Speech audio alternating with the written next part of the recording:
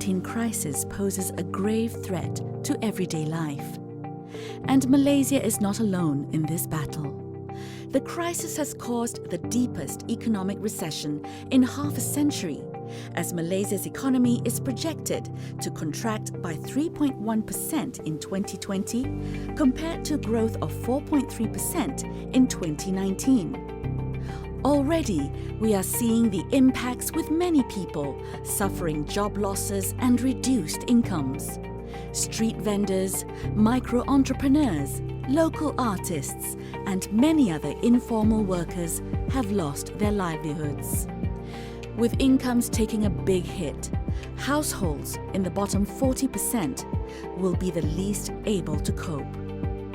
So far, the crisis has triggered an economic policy response on a large scale, with Malaysia committing 19% of its GDP.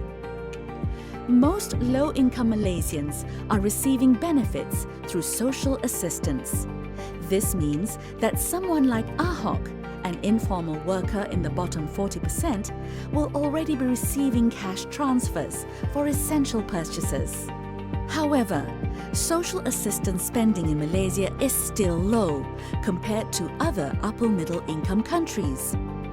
And while social assistance programs have the capacity to reduce the level of poverty, outcomes in Malaysia have been modest in comparison to other upper-middle income and high-income countries.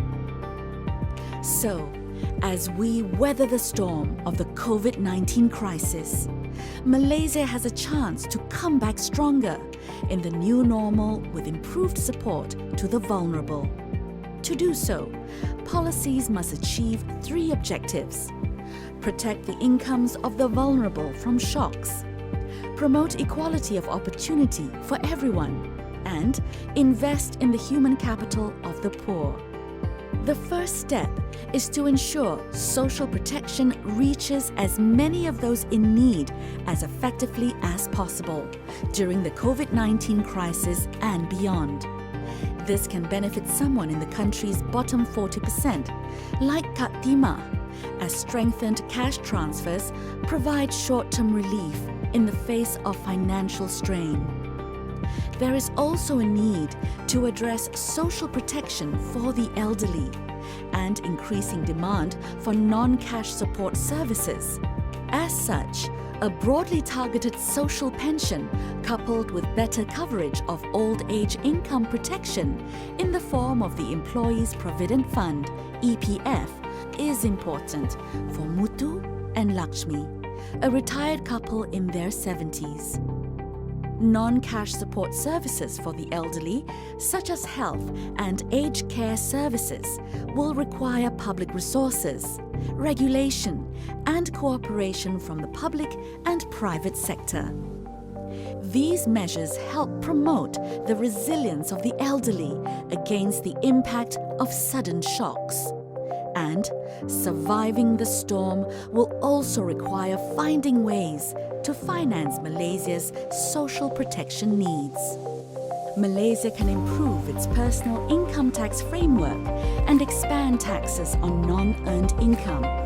This will be important to raise more revenue in under-collected areas, create new sources of public revenue, and improve the distribution of income.